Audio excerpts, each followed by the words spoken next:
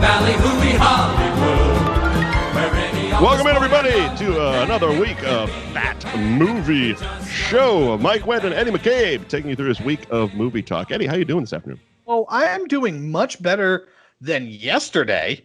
Oh? Yeah, well, so like yesterday was a wild. Any day above ground is a fuck you. Get out of here. Get out of here with that nonsense. Still feels like there's a light at the end of the tunnel as everything seems to be opening up. The news, I think I talked about it last week. Improv Asylum and Laugh Boston's going to be opening up. You can buy tickets now. Awesome. So do that so that I can go back to work and stop living in this weird, hell apartment. So, hopefully that happens. But yesterday, I actually kind of went to work. I went to work on an actual movie set for the first time in over a year. And it was like a very, very mixed bag, right? So you have been on a movie set since COVID happened. When I was part of one of the first productions that got back to work at COVID. And I believe... I can get sued, but I believe my NDA is up. The trailer is out. I've seen other people that worked on the movie posting about it, and not like the stars, but like people who have, people I know, like friends of mine who are working on it, post about it. So I think I can talk about it. So last September, I was cast in The Unholy. At the time, it was called Shrine. So The Unholy is coming up. I think the NDA only applies to like if you start talking about story beats. I don't even know what the fucking story is. Yeah, I think you can talk because like there's a thing with my story that like I can't say the title of it. That's very exciting. Oh, really? You can't even talk. Oh, good thing you started that and not me because I was about to say. I realized when you started mentioning the NDA, it's like, oh, I better say that. But I better work in what it is. So The Unholy hits theaters, which is pretty exciting. Easter weekend. I believe the trailer says Good Friday. Waka Waka, The Unholy. Yeah. It's a religious movie. But it stars Jeffrey D. Morgan, Carrie Eloise, William Sadler, Carrie Eloise, and William Sadler, and hopefully me. I've had a few people ask, "Oh, don't you get like an advance copy?" I'm like, come on. Come on now. That's not how this works. That's adorable. So back in September, I got to work on the movie as an actor for a day, which was super exciting. And it was super, especially, it's one of those things that, I've mentioned a few times. It's like in this year of COVID, it's good to have, those happy moments, the moments to look forward to, the positive moments to talk about. And this was arguably one of the, if not the best day I've had in the last year. Was working on this movie. And from start to finish, like it was super cool because like I love the virtual audition process. Okay. As a fellow actor, you've been to Boston Casting many times. Yeah. And it's not located in the most convenient of spots to, park or drive to in Alston. And you usually get there and you spend, a while waiting for your turn with a bunch of other people that look similar to you, and then you're in and out in about 5-10 minutes. Yeah. And auditioning just is terrible in general. I'm not a huge fan. I save my best for the day. Yeah, of course. Which is not great to get a job, especially when you're not known. But the virtual audition is super cool because as it would seem, it's literally you doing it at your home. So I went through 2 rounds of auditions. The first one was with the casting agents, and then the next one was with the casting agents and the director, and it was awesome. And like it was awesome because it felt good to be doing something, first of all. Right. It was really cool that they reached out to me. Like it wasn't like I got a notice, so I'm still kind of curious how they found me. Yeah. You know what I mean? That's kind of how my story goes. Yeah, because I was like, I got an email. And it wasn't like one of those casting notice emails. It was literally to me, "Hey, Mike, we want you to know if you want to audition for this part." And I'm like, "Fuck yeah! What else am I gonna do?" And they did it virtually, and then I would say like 3 or 4 days went by, and nothing. And I'm like, I didn't get it, And at the time, it was when I had the longer beard, and I was like, I haven't heard anything. All right. So I start trimming it up. And then the next day, like, "Oh, we loved your look and we want you to audition again with the director." I'm like, God damn it. Well, I can always grow it back. Can't be filming tomorrow. So So I did it, and it was great. I love the whole process of it, especially the fact that you can just do it from here. The same way you and I are doing this show, I was able to audition for a movie, and then the next day I got a text that I was cast in the role, which was awesome. And then you start researching what this movie actually is. Yes. And probably one of the most exciting things about it is that it's produced by Sam Raimi and Rob Tapert, who created The Evil Dead. Yeah. Right. And it's a horror movie. So I'm in a horror movie. Well, I have to see it. But I acted in a horror movie produced by the creators of The Evil Dead. So that is one of the coolest like notches on my belt. You know what I mean? Of course. It's like, yeah, it's super fucking cool. And then just, the whole experience of the day. It was the first week getting back, like productions were getting back. If you remember back at that time, there was a lot of celebrity COVID cases, and it was kind of being touted as like, anybody can get it. That was what everyone was trying to say. Meanwhile, I'm just like, oh no, everyone's just going back to work, and they had to take a COVID test and realized, oh shit, I was asymptomatic this whole time. Yeah, you know what I mean? Right. I think like the big ones that I saw were like The Rock got it, and Tom Hanks. Well, he was one of the first ones ever. He was the poster child for COVID, basically.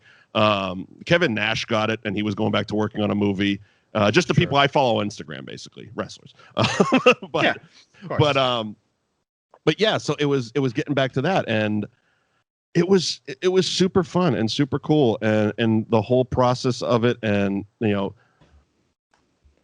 I had a fucking trailer, which it wasn't an exciting trailer. It was a glorified closet, but it was still mine. It had my name on the fucking door. Yes. You know what I mean? And that's all that matters. And as someone who has spent, my whole acting career in the background and holding tents, fucking waiting to be used as an extra, this was super cool. Right. Again, I don't want to talk about the scene I was in, because again, I don't know the legalities of it, and also go see the movie. Please go see the movie. But also that was like, the acting was cool, but the cool stuff for me was the little shit, like walking on set and every single person knowing my name. Yeah. Because on the shoot on that day I was one of two actors, so there was only two of us, and I was one of them. So everyone coming up was like, "Oh, Mike, how you doing, Mike?" And they just kept. And now, granted, when I was sitting in my trailer getting dressed, I could overhear them talking outside, and they had fucking photos of us.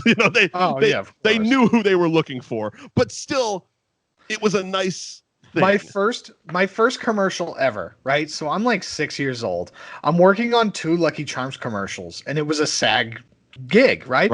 I was also, because as you can imagine, this Lucky Charms commercial, I'm the only actor, right? There's no other kids. It's just me. Right. So I had my own personal PA, basically. I had one of those too. Right. I had my own personal PA. You were 6. I'm 41.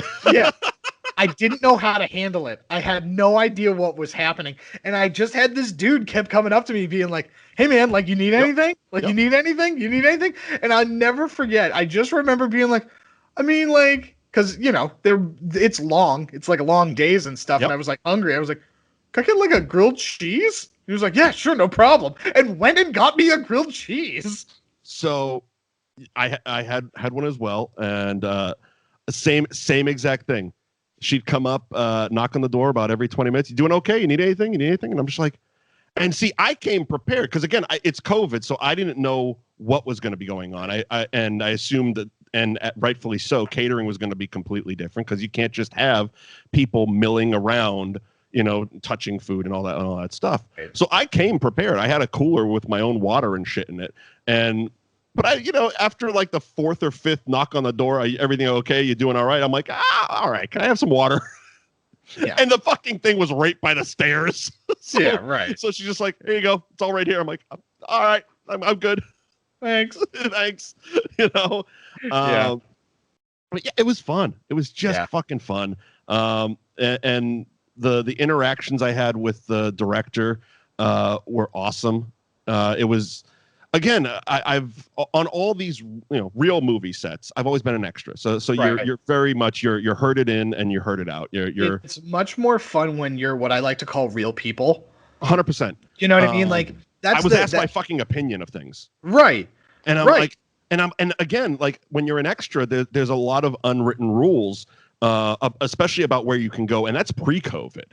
You know, you're supposed to basically stay in holding in the tent with the rest of the extras. Yeah, you're basically a glorified prop. Is really what an extra is. 100%. And you can have as much fun or as little fun as you want with that. I choose to have some fun with it, but it passes the time. It keeps your brain active instead of just going into Jello mode. But in this, like I was able to wander around and I'm walking by and I see the storyboard thing and I'm just looking and I'm like, because this was one of the first real actor experiences on a set, I was half waiting for someone to be like, "Hey, what the fuck are you doing over here?" But everybody walking up, be like, "Need anything?" I'm like, "No." They're like, "Okay, cool." And I'm just like, they had a giant like crane fucking thing. And again, you and I also come from a technical background of things, so all the geek shit was just firing on all cylinders. Yeah. I'm like, look at that crane, And then stuff like, I got to pick my character's props. Oh, that's always fun.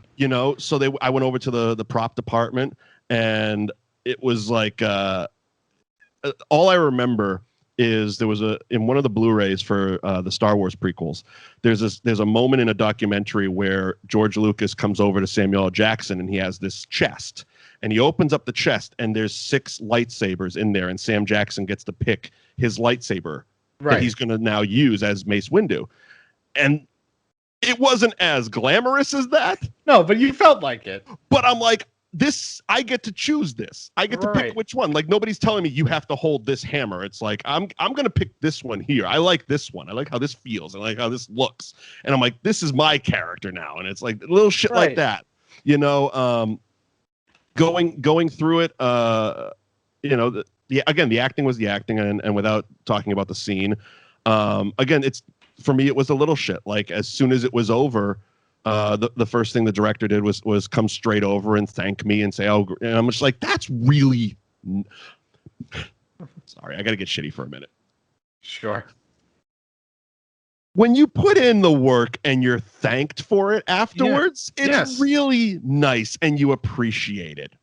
You know what I mean? It's 100%. Like there's a right way and a wrong way to do this business. Like 100%. And people that work on a small scale hide behind their budgets sometimes. And I know what you're referencing, and I'm not talking about that. I'm just talking about like short films in general, independent features, things like that. Sure. Where it's like, hey man, like I know you have no money, but you have no money doesn't mean that you can't be grateful. You can't be. You almost need to be more in that situation. Like that's how I look at it. Like I was being paid very well to work on this movie. You got paid to do a job. Yeah, and I did it, and it was he was just so kind, and he came straight out and was thankful. He's like, "Thank you for doing this thing," and I'm like, "Thank you, man. Like, thank you. You got me out of the house today. That's fucking. Thank you for that. First of all, you got me out of the house during COVID this year, so that's fucking awesome." But yeah, and just it was a big thank you fest. It was a big fucking love fest. Sure. But yeah, so it's like if I always felt like if you're on a smaller budget where you're not able to pay people as much as they're worth or as much as they deserve, etc., whatever that means, definitely at least thank them. Be appreciative because they're doing it for you, and especially if you're doing it on a lower budget, they're really doing it for you. Yes, they're helping you in so many more ways. So just try to be a human being. But and he absolutely was. It was awesome. It was an awesome experience, and I really hope I didn't get cut out. Yeah. We always do. So the Easter weekend, please go see The Unholy in theaters safely. I'll reactivate my AMC A-list for it. Yeah. No. They're not out of business yet? No. Did that stock thing really save them? I think so. I got stock in it. I keep making money. Reddit. I keep making money off of it. Really? So you're actually doing well with it. That's awesome. Yeah. You. So now your story. My story. So I worked on My NDAs are definitely active, and so Yeah. there are a lot of things that I can't talk about. But I'm going to do my best to Including kind of apparently the title, so I'm just going to shut my fucking mouth. yeah. So like, here's the thing. Everybody's gonna watch this when it happens. Yep. Everybody's gonna watch it when it happens. And there are two major plot points that were kind of like not necessarily revealed while I was there, but were like opened and discussed while I was working yesterday. I got hired as a stand-in. Mm-hmm. And so my character is ancillary. It doesn't, he's just a part of the thing. He's not like a main character or anything like that. But basically what that means is that I'm a part of what's called the second unit, right? Mm-hmm. So when I had a stand-in too. That's the other thing. Yeah, right. I didn't know I had a stand-in until I realized I had a stand-in. I was literally okay. So we'll finish yours in a second. So I'm walking to set, and I'm walking over, and I had there was 3 different costume choices we went through. The one they picked, I was so happy they picked it because the other 2 were very sexy, and this wasn't a sexy role. Like, yeah, sure. But I'm walking to set, and there's a guy in one of the sexy outfits. Yeah, and I'm like, oh shit, maybe there's more of us in this scene. And he's kind of waving to me as I'm walking over, and he's like kind of waving me over. I'm like, all right. I'm like, and I come over. He's like, hey, have they told you what you're doing? I'm like, kind of. Who are you? He's like, oh, I'm your stand-in. I'm like, I have a fucking stand. And he was like a model. Like he had beautifully coiffed hair and fucking. Sure. He was about 70 pounds lighter than me, and I'm just like, yeah. You want to just do this and I could say I'm you? Yeah, right. Can I CG my face onto this guy's abs? Like, Jesus Christ. Right. This if I looked like him, I would have had the sexy costume. Yeah, of course. But again, that was those little cool moments. Like I had a stand-in. Like, right. So basically what a stand-in does is it's somebody that vaguely fits your description. Right? Vaguely, they're usually the same height, around the same build.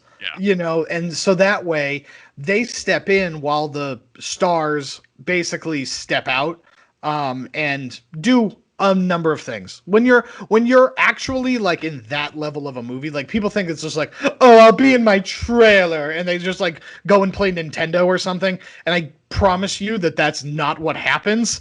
Like, yeah, not every day, sometimes, but it's just like, when The Rock steps off, and The Rock is not in this thing, but when The Rock steps off, he has stuff he's doing, right? Like he's remembering lines for the rest of the day that he has to remember. He's got tequila and energy drink companies. Yeah, he's got tequila, energy drinks. He's trying to buy the XFL. He's got to go exercise. Yeah, he's got to go exercise.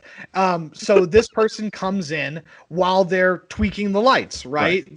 While they're making sure that the lighting is accurate and everything looks good, they need somebody to stand in there. So instead of wasting this actor's time, they basically just hire somebody to just basically stand there and basically be a life-size cutout of this person that can do the not even necessarily do the dialogue, but like go through the blocking where it's like you have to walk from the door to the bar, from the bar to the jukebox, and then sit down at this table. You know what I mean? And you basically do that, and they're like, oh, there's a weird shadow here, and they tweak, and you do it again, right? So that's what I got hired to do. Mm-hmm. Not super glamorous. I'm never, not. But again, if there is dialogue, sometimes for sound purposes, the stand-in will do it. I know on the Sasquatch commercial I did, I worked with the kid who was a stand-in for Ryan Reynolds on that the movie that hasn't come out yet. Free Guy? What is it? Free Guy.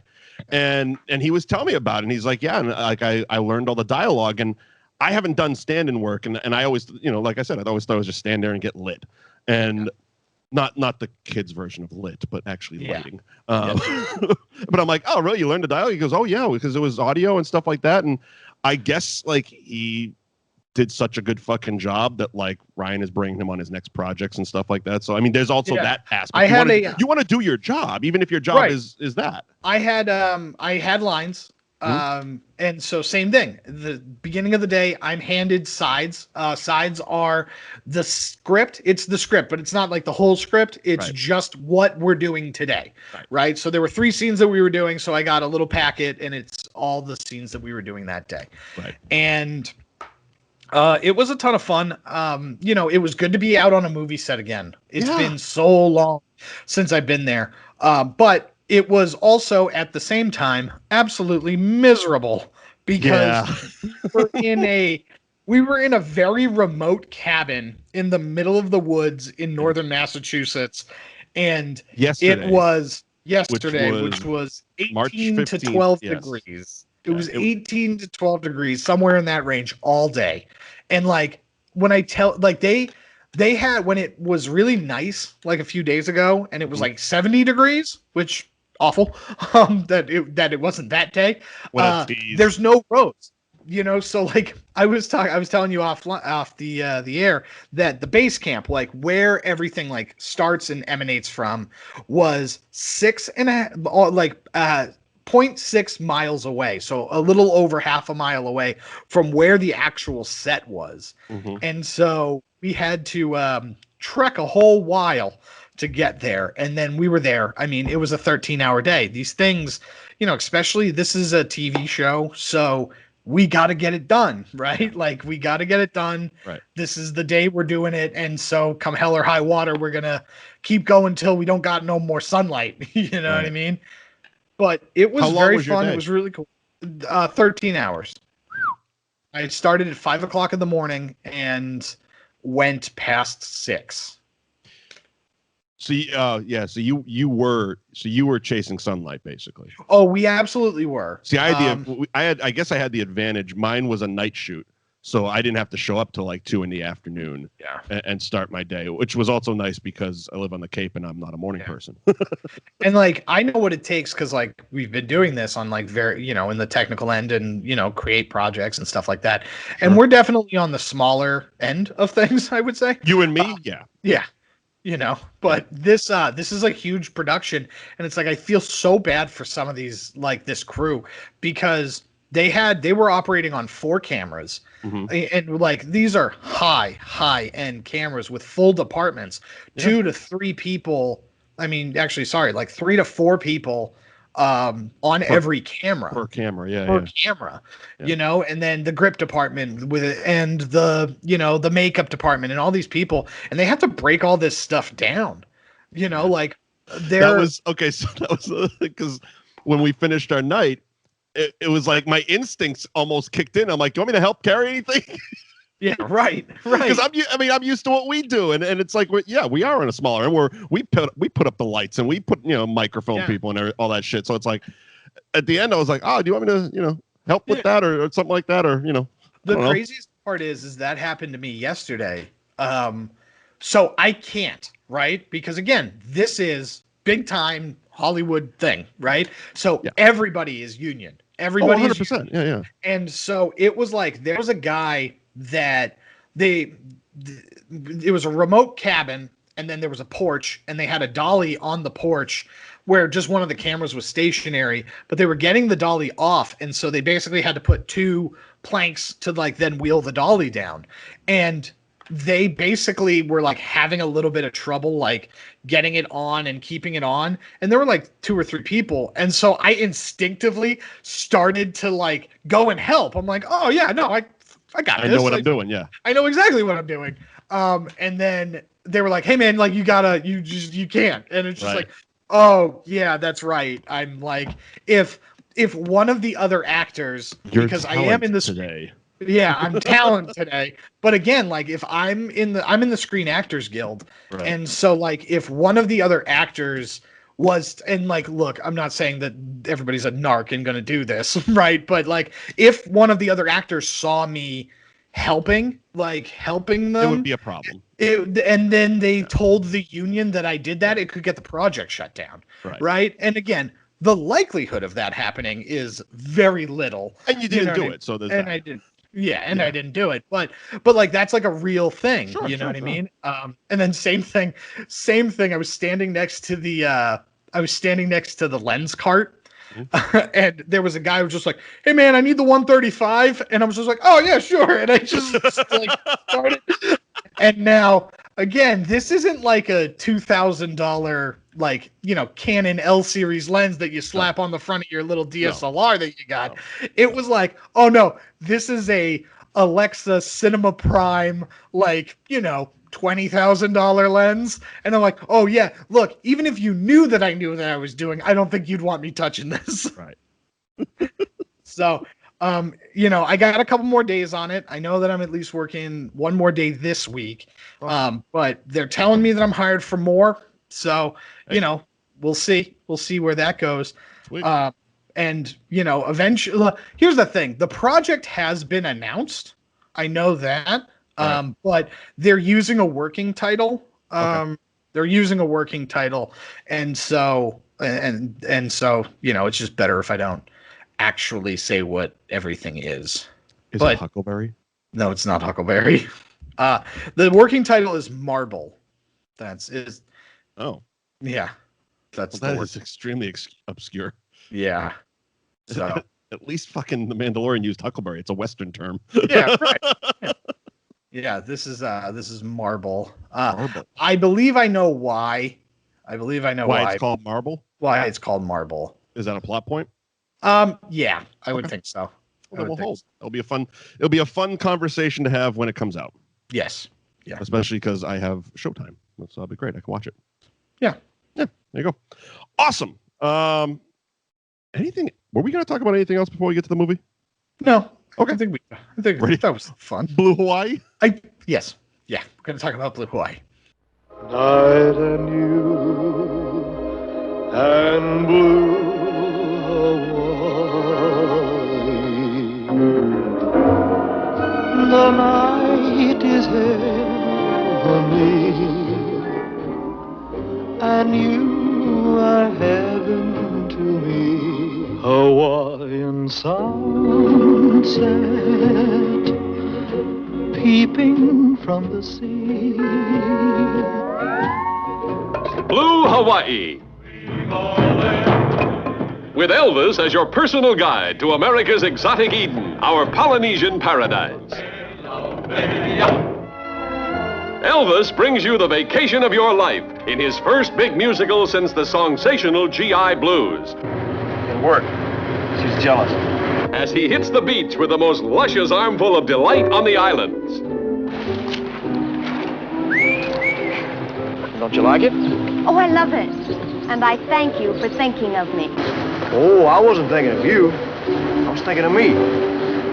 Yes, the most gorgeous Wahinis on Waikiki are taking lessons from Elvis when he gets a job guiding gals with more than scenery on their minds. Let's go on a moonlight swim, far away from the crowd, all alone upon the beach. Do you want to kiss me again? I don't rob cradles. Did you ever see anything like this in a cradle? If I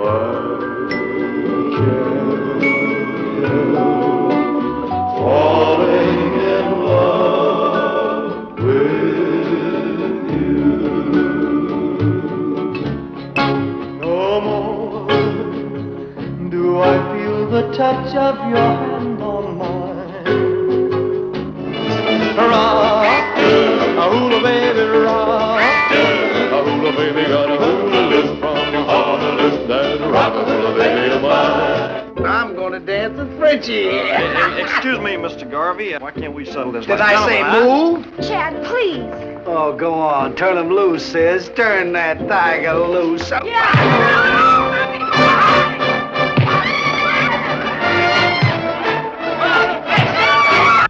a poor Hawaiian beach boy, a long way from the beach. Cause off his shoes, put down your hair, turn on the music and we'll get somewhere. Dance, dance, dance till your toes get tan. We're gonna have us a ball in the beach, slice and sand. Hug me with all my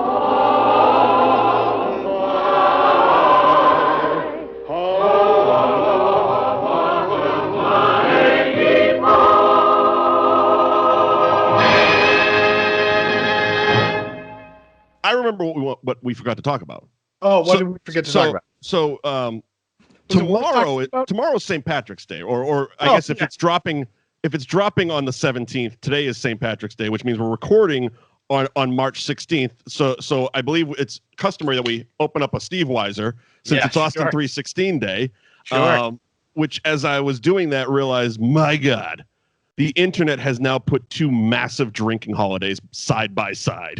Yes, they have. Yes, they have. The 18th of March needs to be Hangover Day. It does. It should be. It should just be whatever that 3-day chunk is. Or Hangover that 3-day. It should just be a 3-day holiday, right? So like it's a Tuesday, Wednesday, Thursday this year. Boom, and then otherwise it's like we go Thursday, Friday, Saturday. Austin 316 Day. Jesus. The things the internet does. Yeah. Everybody's excited about National Pizza Day. I'm like, no, wait. What a great character. Like we talk about, like we've talked about wrestling and everybody's like, oh, Stone Cold Steve Austin. But it's like, man, that guy as a character is just so iconic as like a full-on television character. I don't think that they've ever flushed a wrestling character out the way that they have with that guy, because like the Undertaker's like spooky scary and stuff, but like Austin was far more. Two guys watching wrestling miserable at the end of 1999 because his hip didn't work. Oh yeah, of course. Wow, I forgot how much he hated life then. Yeah, just had to take his ball and go home. He literally was just showing up to work in sweats and bandanas, like he was basically Mark Calloway going on strike on TV. Yeah, yeah, I would too. The Undertaker's wrestling tonight. No, he isn't. He's sitting at commentary bitching about work. Yeah. But yeah, I love Stone Cold. He's fantastic. Yes. I've always it's one of those things like I've taken being that someone that's followed and watched wrestling literally my entire life. It's the oldest entertainment relationship I have. Sure. I always go back to I've been watching wrestling as long as I've known how to turn on a television set. Saturday and Sunday mornings with my grandfather watching Wrestling Challenge and Superstars. Yeah, that's how far back I go. You weren't born yet. No, I wasn't. But also fast forwarding to present day and my last career as a TV personality that was going under his own name. I always put I've heard Steve Austin say it multiple times in interviews, and I always had that in the back of my head where he would always say when people would ask him, what's the difference between Steve Austin the guy and Steve Austin the television character, while his name really isn't Steve Austin, was one, but nevertheless he would always say he takes his own personality, he takes who he is, and when the red light goes on, he cranks it up to 11. And I'm like, that's always kind of been, because it's like I show up on TV and I'm Mike Wendt. But, I crank the volume up and I put on, and most of the time that volume is color in shirts. Yeah. In the shirts weirdest and hairstyles is what I got. What a weird thing. Guys, why do you look like you're going to put on a magic show in this bar? We're eating off paper plates and $700 shirts. Whatever. We're assholes. Very weird. It's a very weird thing. But that was something I took from him and applied to myself. Was you take your own personality and you just crank it up to 11 and hope people like it. Well, and it also shows you, and it's something, and this is not a wrestling podcast, so we won't dive down this rabbit hole. But you were on one, so plug it before we wrap up. Oh yeah, I was. So go check out Wrestling Inside the Ropes on 98.5 The Sports Hub. I guest hosted with my former co-host of the New Age Insiders, Jason Maltov, or Chris now. It's a whole thing. Just watch the show. But anyway, Sarge was not on there, so we were on there in place of him with Jimmy Stewart, and it was a ton of fun. It was a ton of fun. But the thing with wrestling is that everything comes when you can connect a character, right? And you talk about this with movies, right? We're going to talk about Blue Hawaii, and it's a prime example of that, right? Where it's like, I'm invested in this character. I'm invested in what they're doing, so I care and I will watch the program.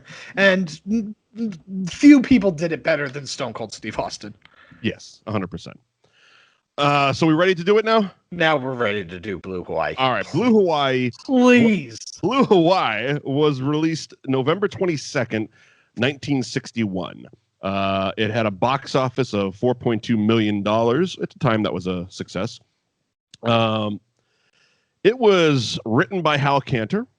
It was directed by Norman Taurog. It starred Dame Angela Lansbury. Yeah. And a little-known actor, Elvis Presley. Yes. I was so happy when you suggested this for a number of reasons, and one of them is I'm a massive Elvis fan. Yeah. I don't think it's even a little-known fact that I am a massive Elvis fan. I mean, his birthday in January, his death day in August, I make peanut butter and banana sandwiches. I was happy as a pig in shit 2 years ago when Showcase released the 68 comeback special on the big screen. I was there for both showings of it. I own not all 33, but many of Elvis's movies on DVD. I'm an Elvis fan. I always have been. Again, going back to childhood, my dad introduced me to Elvis records, and he had a record player connected to a tape player. He made me tapes. I played those tapes till they bled. I remember the 68 comeback special, having that on VHS on multiple different copies because I wore them out. I watched it so much. I'm an Elvis fan, plain and simple. And as an Elvis fan that's also a movie fan, I recognize that his movies are not great. Yeah, sure. But as an adult, I realize what they are as well.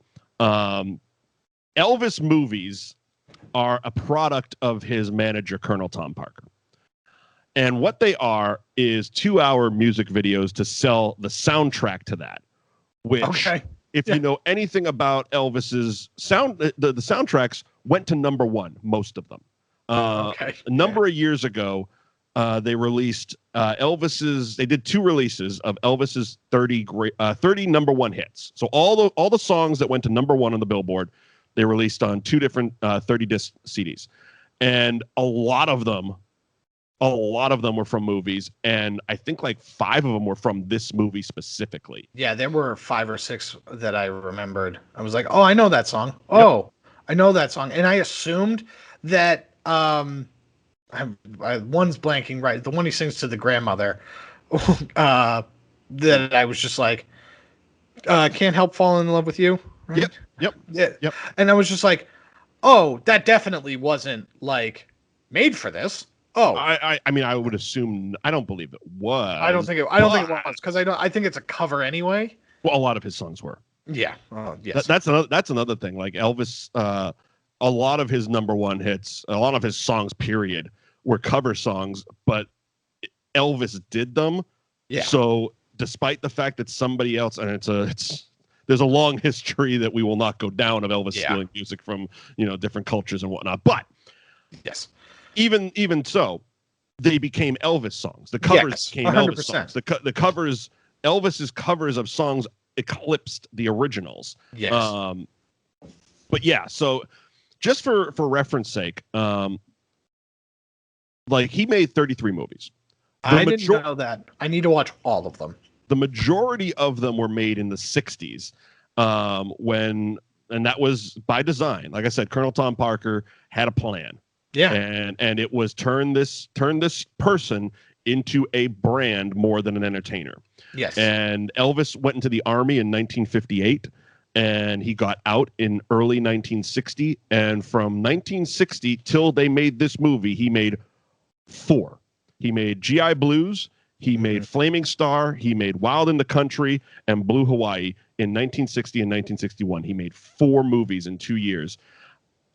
The other thing about him is I kind of just glossed over the writer and director because the scripts were very formulaic. Like GI Blues and Blue Hawaii are the same fucking movie. You know what I mean? It was basically you take Elvis Presley. Yep. And you can almost see it in a meeting. It's like, all right, is Elvis a soldier coming home or is he a race car driver in this one? All right, soldier coming home. Great. All right, so we got the soldier coming home. We got the girlfriend who's kind of playing hard to get, but in the end we'll get them together. There's got to be some kind of obstacle Elvis has to overcome, but not too big that we can have some fun with it. And every 2 to 4 minutes tops, we got to have a new musical number. Yes. Print money. Oh, 100%. And that's what they did. That's what they did. They printed money for about 10 years. Yeah. So I suggested this movie on our last show because I knew you were a huge fan, and I've never seen an Elvis Presley movie before. Period. Right? Period. None of them. right? Obviously know who Elvis is. Heard Elvis, listened to Elvis. Obviously not as much as you, but like, every now and then it's just like, oh, it would be fun to put him on Spotify while I do the dishes. Sure. Because his music is easy to listen to. Very snappy. Very snappy, very, very fun and upbeat. And I'm not going to cry like when I listen to Ocean Avenue, and emo punk music. Sure. You're too old for that. Yeah. Anyway. And then I saw this on Paramount Plus, that it was a movie that was available. And I was like, that's it. That's going to be my suggestion anyway. At some point, I'm going to keep suggesting it till we do it because I think you would enjoy it. And we're also like, I hated Slapshots. And then I'm anticipating that we're going to hate the Snyder Cut, all 4.5 hours of it. Not only the fact that, excuse me, still celebrating 316. Not only that we're going to hate the 4 hours of a Snyder Cut, but we decided, like fucking dumbasses, to do both of them. So we're going to so all of you can thank us for sitting through over 6 hours of Justice League next week. Yeah, that's true. So I was like, look, here's the thing. I assume that this is going to be, at the very least, campy fun, right? It's Elvis. It's going to be campy fun. Yes. I will tell you that I am very, very disappointed in one thing from Blue Hawaii. And that's that we never got that, like, 60s shot of somebody clearly in front of a screen surfing. Like, we didn't... They did the car, though. They did do the car. They did plenty of the car, and that was fine. But I wanted one of Elvis actually surfing. Elvis carried a surfboard. Elvis was laying down in the ocean on a surfboard, but he was never surfing. And I'm like, I feel robbed. I do feel robbed about that. Yeah. That being said, this is a damn near perfect movie. God damn it, I loved this movie. Oh, God. Is it bad? Yes. Oh, yeah. It is. It's not good. It's not good. Is it a glorified music video playlist? Yeah. Yes, definitely. Is Elvis the most captivating man on the planet? Probably. God damn, his hair was perfect. This is the comparison that I'll give to you, right? And the tan. Fucking perfect tan. This was not an army man who just spent 2 years in Paris. This was a guy that's been living in Hawaii for a year. Oh, easily. So this is kind of what you needed to do and why it failed, because they didn't do this with someone like Hulk Hogan, right? Yeah. And I talk about, like, I'm comparing Elvis and Hulk Hogan because they're both cultural icons that were cultural icons for something else, right? Well, again, if you were in the 80s, Hulk Hogan was Elvis Presley. Yeah, right. A kid in the 80s, Hulk Hogan was fucking everywhere. Right, but he was a wrestler, right? Sure. And so he didn't come up as an actor that you saw him in things, but then he started. But no, that's the point. Elvis is a musician that started doing acting stuff, and the point is that this movie leans into the fact that it's just like, oh, we're just gonna let Elvis do charisma Elvis stuff. He's just gonna sing, and we're just gonna do that. And it's like, I bet you every single Hulk Hogan movie would have been a smash hit if at some point he just looked at a character, we cut to a POV shot, and he just gave a promo to the person, because we didn't do the Hulk Hogan stuff because he tried to actually be an actor. Well, so what you're saying, and I agree 100%, they should have just churned out a shitload of No Holds Barred movies. Yeah, but because that's Hulk playing Hulk, basically. Right. You know what I mean? And even if they weren't extremely wrestling centric, you got to get one just to get people used to it, seeing him on movies, and then it's like, okay, now we go. Right.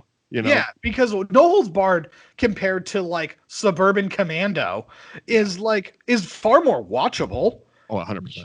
You know what I mean? And so it's like, oh, if we actually leaned into this more, because that's all I felt. The movie starts, Blue Hawaii, that is. Blue Hawaii.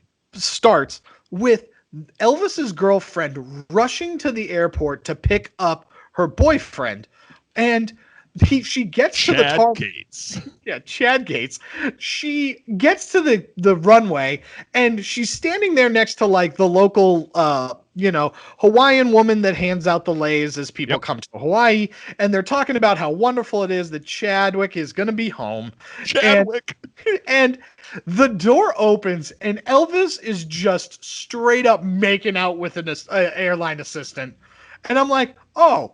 And then he comes down and she's mad. And Elvis just looks at her and goes, oh, I was just doing it to get a rise from you. And she's like, okay. And I'm like, oh, this is the movie we're watching? Yep.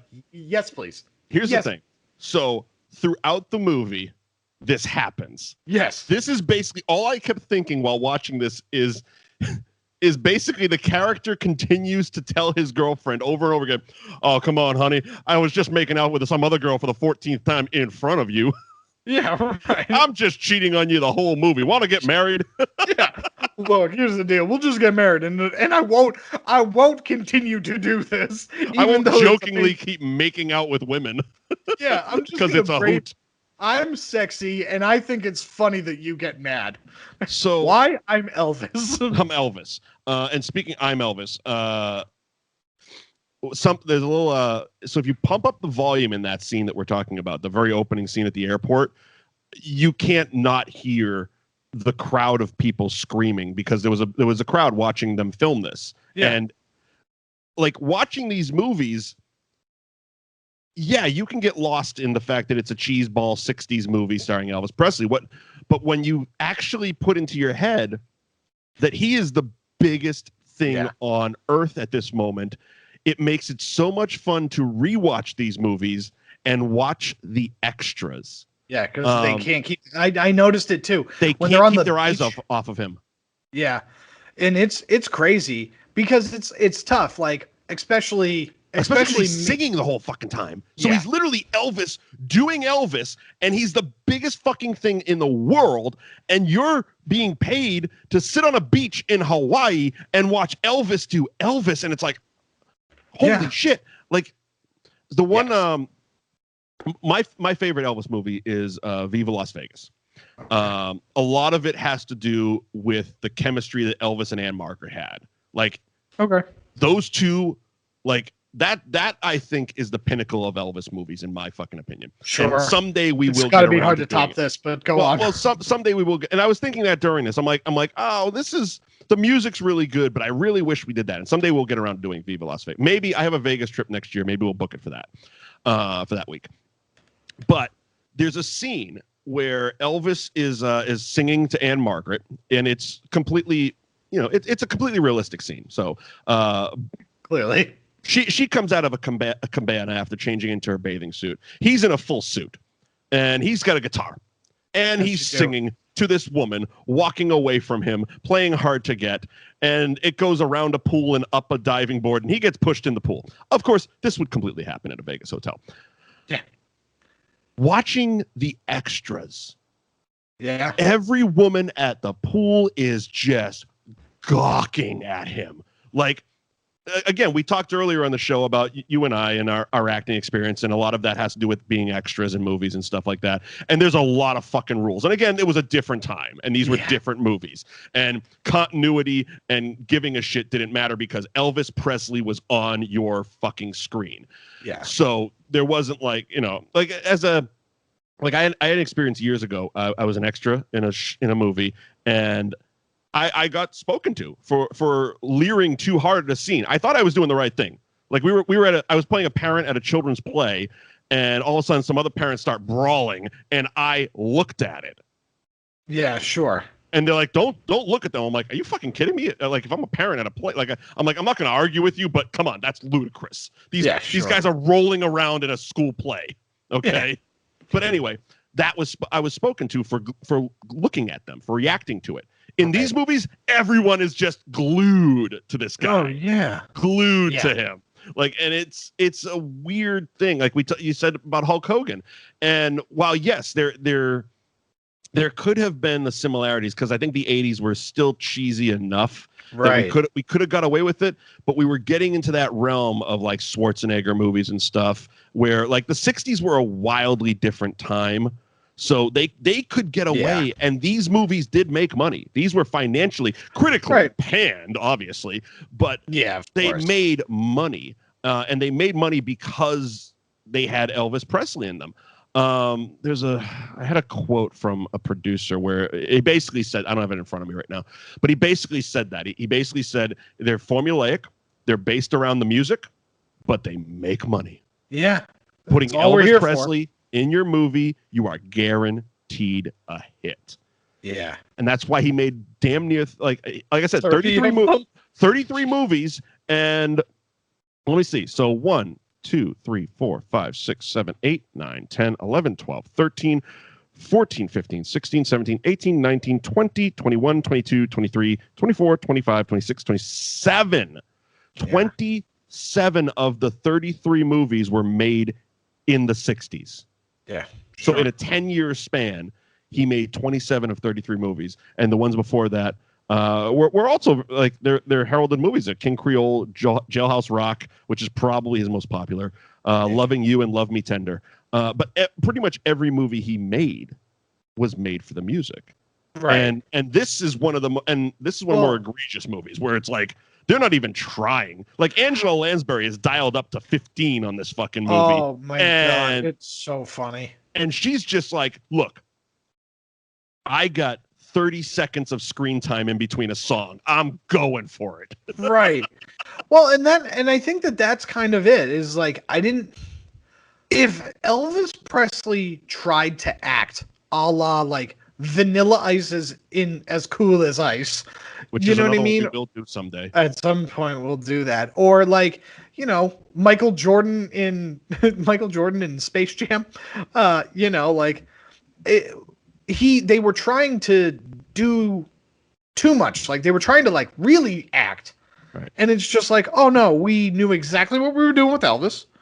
We're going to do a little bit of acting, and he's charismatic enough to carry the 5 minutes to the next song. Right. And then he's going to sing, and that's what you're here for. Right. Imagine, like, and here's the thing, I didn't know that it was a musical, right? Like, I didn't and I use musical in like a very loose term, but I didn't realize that he would be singing, right? I thought that he was actually, like, this was one of those things where it was just like, I'm Elvis, I'm going to start acting, and everybody's going to tell me that I'm awesome, and I'm going to do 50 of these movies, and they're all garbage, and everybody laughs at Elvis, right. But he keeps doing it because everybody in his immediate circle tells him how wonderful he is. Sure. That's what I thought we were getting.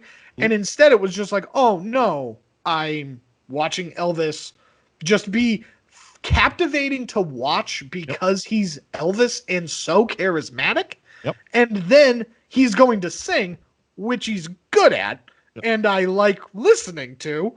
And then we just rinse, wash, and repeat until they get married at the end. Yep. The end of this movie was wild.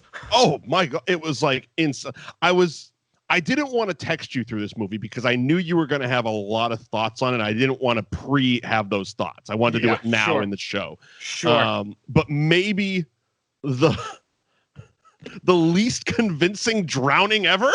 Oh yeah.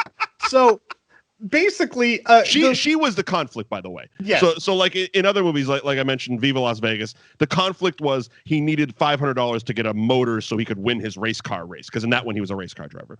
Sure, of course. But in this one, it was he was a tour guide instructor. It was a tour guide. So his parents want him to take over the pineapple farm.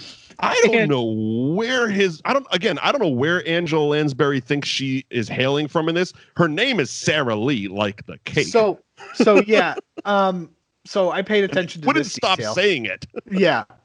Basically, they're from Atlanta originally, right. and that's how they explain away Elvis's accent. Sure. That is basically, so they moved to Hawaii to like run this thing, but his parents at least are originally from Atlanta. The Great Southern Hawaiian Fruit Company. Yes. And so they sell fruit. And so basically the conflict, part of the conflict is that his parents want him to just take over the family business. Come to work for me and you'll be great. But basically Elvis is like, no, I have to do it on my own. Well, that's another Elvis movie trope. He has to be the common man. He's every man, even though he's the goddamn king of rock and roll and looks the part. Yes, 100%. Because that's the thing, is like, I don't want people to look at me and be the boss's son. I'm just a minimum wage kid, baby. I just work for a living over here. And it's like, no, you're not. Look at your hair. No, you're not, Elvis. Also, this face is not minimum wage.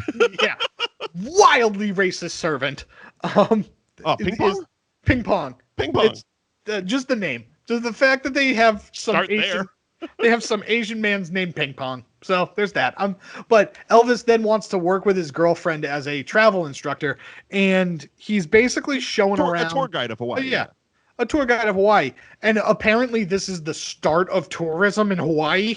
Like I know all the parts on the island. Let me take you to my dad's fucking pineapple plant. Yeah, and that was one of the best things. It's just like, look, they pick all the pineapples over there, and it's just like, okay, how do they do it? They just stick a hand in and pick it out. Here, come over and let's get some fresh cut pineapple from this very, very big shack right here. It's just like, what? I mean, it was, yeah. And so he's basically charged with taking this lady and her 4 students around the island. On like 4 female students. Yeah, they're all female. All 5 of them females. Because look, or all 4 of them. You know what this is. Yeah. Elvis is going to sing every 2 minutes. We need attractive women to just ogle him. Yeah.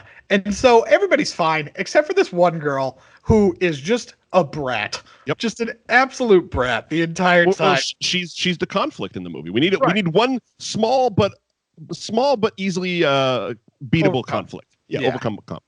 Yeah. And her whole thing is that she just basically she wants Elvis because who doesn't? Who doesn't? Who doesn't? And what she didn't know is she's 17 years old. He likes his brides more around 15 years old. Yeah, sure. You didn't know that. I think Priscilla was 15, 16 years old when they got together. Probably. I think that's widely publicized. Yeah, probably. Yeah, it was a different time. Yeah, different time. But that's part of the thing. The entire time he's together, he's like, "No, you're a child." The royals are weird. Okay, he was the king, so the royals are fucking weird. They're weird. I think we've established that over the last week or so. Yeah, something like that. But yeah, he's his whole thing is just like, "No, you're a child. I can't." Like that's basically. Oh, but that also led to one of my favorite things that I forgot was in this. We got a fucking Elvis karate bar fight. Yes. That was he did the move. I lost my shit. And I was just like, I hope this is in every single Elvis movie ever. Basically somebody I'm gonna bust out my shit, man. Yeah. Some girl, some guy who's like just a drunk tourist starts hitting on this girl. She likes the attention. He keeps trying to get this drunk old man away from her because he's like, "Hey man, she's a kid." And then basically one of my favorite things in the world, because it's just so wildly unrealistic, is that moment, in a bar or food fight where 2 people start tussling. So everybody just starts punching the person to their right. Like, everybody hit something. Yeah, just all of a sudden, these 2 men start tussling, and everybody in the bar just starts brawling. And it's just like, I don't know why those 2 people in the back that were at the same table have decided to just start doing fisticuffs. Like, I don't understand. Look, them's are the rules. Yeah. You know what I mean? It's the same thing in a food fight where it's like, if you're in a cafeteria at a school and 2 people at a table, like 3 tables down, starts like throwing food at each other, you're not all of a sudden going to pick up your mashed potatoes and fucking huck it at your friend. I was genuinely hungry when we came in here. Yeah, right. Like, what are we doing here? Fuck you. I'm finishing my coffee. Yeah, you know? So Elvis gets arrested because he's an everyman. Because we need to have the poppy blues song in there. Yeah, that's right. Because he needs to go to jail and sing. Where is it? I have to find it because that's actually referenced in one of the formula points of the movies. Oh, really? He goes to jail at some point? Yeah. Yep. Hang on. I'll find it in a second. Keep going. Okay. But yeah, so him and his girlfriend decided that they're going to finish the tour for the girls and start their own tourism company is basically what they're going to do. Well, he gets fired because of the arrest. The fight. Yeah, he gets fired. The arrest. Yeah. And his girlfriend quits because she fired him. Mm-hmm. Or because the boss fired him. And so basically because it's just an Elvis movie, in the middle of the night, every single goddamn woman in this movie comes to see Elvis in his hotel room alone in the middle of the night. They all want this guy. They all want this guy. And the girl that has been the girl that's been the problem the whole time takes off in a Jeep and just By the way, that was the best example of Barbie's first Jeep ever. Did you see how pink that shit was? Oh yeah. Oh, it was. It was like, where did you get this Jeep? Like, find this? Where did you find this? How did you find the keys? Did you hotwire it? I have so many questions. But she just drives to the beach and decides that she's just gonna throw herself into the ocean and drown herself. And it's just like, oh, you're terrible at this. like okay, here it is. The formula for the music in Elvis movies. Sure. We need 3 ballads. We need 1 medium tempo number, 1 up tempo number, and 1 break blues boogie. Okay. That was a jail song, the break blues boogie, because he had the guy with the harmonica. Who's crying in the other jail cell. Also, all of these people that got arrested were allowed to keep their instruments. Yes, they were. All of them. The Hawaiians that were with him were basically his backup dancers and band. Yeah, it was his band, backup dancers, and best friends. And waiters. Yeah. It was so good. Like, there was the party his mother threw, Angela Lansbury, and before the shit even gets started, he just shows up, grabs 2 maracas, and everyone busts out into synchronized dancing and just dances their asses right on out the door. And Angela Lansbury, basically speaking for the audience, goes, "What was that?" Yeah, right. That's the sound of the young, hun. Get used to it. They're Elvis. Fucking Elvis. Elvis, he shows up, takes over, and the party leaves with him. Yeah. Yeah, and Elvis just goes in and pulls this chick out of the ocean. Yep. And very then aggressively. She did not want to come out. She was having a swim. Yeah. And then basically he's just like, "Look, you need to stop being a brat." And she's just like, "My parents don't love me." He's just like, "That's too bad." It's too fucking bad, man. You gotta stop it. We only got 10 minutes left in the movie. I gotta get married and sing 2 more songs. Yeah. And so then the next scene, she's just fine. Well, cut to, they're all having some lunch or some shit on the beach, and she, for the first time in the movie, is smiling and having a good time. Like, she got over her suicidal depressions instantly. Oh, yeah. That's because Elvis straight up takes this child over his knee and just spanks her. And it's just like, because that's what happens. He pulls her out, and he's just like, "What is your problem?" And she's just like, "My parents don't love me." He's like, "You need an attitude adjustment." She's like, "I fucking do." And he's like, "All right, I'm the king." And it's just like, oh. And so then, they're at brunch the next day, and they're all sitting there talking. And the school teacher is just like, "Oh man, hey, lady, your cheeks are red." And she's like, "Not my face." And it's just like, are you for real? What is happening? Well, this is the big climactic finish, because all the while the school teacher has been flirting heavily with Elvis. Yes. And his girlfriend has been noticed and has been noticeably jealous the whole time, while also playing hard to get. Yeah. So at this brunch, his girlfriend is there for some reason, and she's sitting next to the school teacher, who she caught with Elvis in his room the night before. But little does she know that the school teacher was actually with Elvis's friend, who also is a manager at the pineapple factory. And his girlfriend gets all pissed off and takes off. He's like, "Hey, where the fuck are you going, baby?" And he's the only one mad at the table. Everyone else is laughing it up and having a good time because they're sitting at brunch with Elvis. That's all I kept thinking, is like, these people aren't acting. They're just fucking giddy to be sitting in front of the greatest thing at that time. Right. And so he gets up and chases after her. And he's like, "Look, woman." Look, woman. We got 5 more minutes in this fucking movie, and I'm going to make you marry me. Yeah. Like, I love that. He's just like, "Look, we're going to be, what was his last name? Gates. Oh, yeah. He was like, Gates "We're going to be Hawaii." We're going to be Gates of Hawaii." And she's like, "But my name isn't Gates." And he's just like, "You dummy."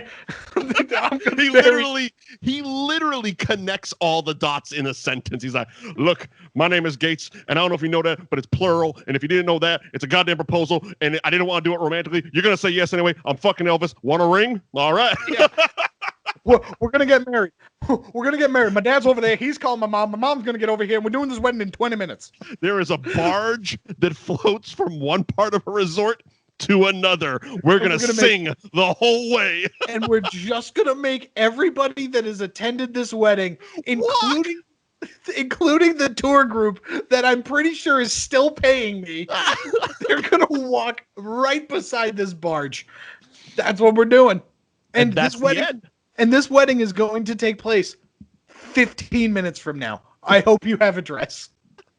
That's the end. And that's the end of this movie. And also, one of the things I loved about these movies, no end credits. No, because fuck the crew. We did them in the beginning. That was it. We have a little bit of an extended opening credit, but even that, not too fucking long. Yeah. But like the end, Paramount logo, black. Done. Black. We're out. Oh, man, I loved it. Money. I love this movie. This was a damn near perfect movie because, again, it didn't have to be like Oscar worthy, right. Very well acted, well shot. No, I just needed to watch Elvis be Elvis for about an hour and a half, and it was fun. Well, and that's the thing. And like, when you look at these movies, you know exactly how they're being sold because Elvis's name is as big, if not bigger, than the title of the movie. Nobody gives a shit what is in the movie. They're just going to see Elvis. He is God at this time in 1960. Right. He is fucking everything to people. Everything. Oh, and he prints money. Like, it's amazing. And there's shit. Like they So, hang on, I had it again. Let me get back there. So, yeah, let's see. Of course, all of his movies were pretty much critically panned, and one critic, Andrew Kane, dismissed all 27 of his 1960s movies as the pantheon of bad taste. Sure. Look, guy. To that I say, do you hate fun? Look, guy, you knew what you were getting into. Right. What the like, this is not going to be The Godfather here. Right. You know what I mean? This is a movie that's sold on a singer singing songs. You got that. You know what I mean? Like, I know you haven't watched it yet, but Coming to America's sequel came out, last week before, something like that, on Amazon. And the reviews have been all over the place. And the ones I love are people shitting on it, saying it doesn't live up to the original. And to that I say, no shit. The original is one of the most iconic comedies of all time. This, if you went in with accurate expectations, which is this is a 30-year past comedy of one of the most iconic comedies of all time, and you just sat down and said, all right, let's have some fun. Let's again, this is Coming to America 2, not The Godfather. We don't need a lot of story here. Just make me laugh a few times and make me point at the screen and go, I remember that. And they succeeded for an hour and 40 minutes. Yep. I say go watch that movie and go watch fucking Blue Hawaii. Oh, definitely go watch Blue Hawaii. It's on Paramount Plus. It's also on Amazon Prime as well. And Amazon Prime. Yeah. But just watch it. Yeah. And the nice thing, I started looking through, and like a lot of his, only a few are on Paramount Plus. A lot of his movies are on Amazon Prime. Viva Las Vegas is on HBO Max. And yeah, so that you can find almost all 33 of Elvis's films on streaming services that you probably pay for. So go watch those if you like fun. If you like fun, something light, something you don't have to really invest in or think about. Sure. You know, and also something that doesn't take 6 fucking hours like what we're going to do next week. I know. Go watch Elvis movies, because this week we're going to be a fun 6 hours, like trying to watch Endgame and Infinity War in one sitting. You know, or the Irishman once. But that was fun once. No, this is so coming up next week on that's Blue Hawaii, right? Yeah, that's Blue Hawaii. All right, that's Blue Hawaii. I can't tell you I like this movie more. I'm out. Out of things. Wonderful. Go watch it. And, Elvis spanked a child and we didn't care. We didn't care because he was so goddamn charming. Yeah. And the hair, man. Fucking hair. And the hair. So next week on that movie show, we're doing a compare and contrast. Well, we've only done one of these, I believe. Ocean's 11? We've only done one of these. Ocean's 11, which was a wildly different compare and contrast. Because it wasn't the literal same movie. Right, exactly. Just 2 hours plus more of it. So this week we're going to be doing... And in Instagram squares. Yes, it's going to be formatted terribly. But you know what? The advanced critics seem to love it. It's got a 74 rating on Rotten Tomatoes, even though it's not fucking out yet. Yep, thank you. Yeah, Justice League. We're going to do the Whedon cut, I guess it's being called, and the Snyder cut. And the Snyder cut. We're doing the both Whedon of cut them. and the Snyder cut, yeah. Yeah, Whedon cut, theatrical cut, the original cut, the bastard cut. I don't know what the fuck they're calling it. The digital mustache remover cut. Usurper cut. The properly formatted cut. I don't know. I don't know. So we're watching Justice League theatrical and Justice League Snyder cut, and we will be reporting back to you after 6 hours. I anticipate nothing less than the last time we did 6 hours of a movie, which was the TV miniseries The Shining. It's going to be exactly like that. Yeah. So strap in, folks. Strap in. Mike and Eddie are going to be a little angry next week. Yeah. Thank you for joining us on that movie show for Blue Hawaii. And you can follow Eddie and myself on social media at Mike Wendt, at the Eddie McCabe. Eddie, what's going on the TikTok? Yeah, we just celebrated a year, actually. Mm-hmm.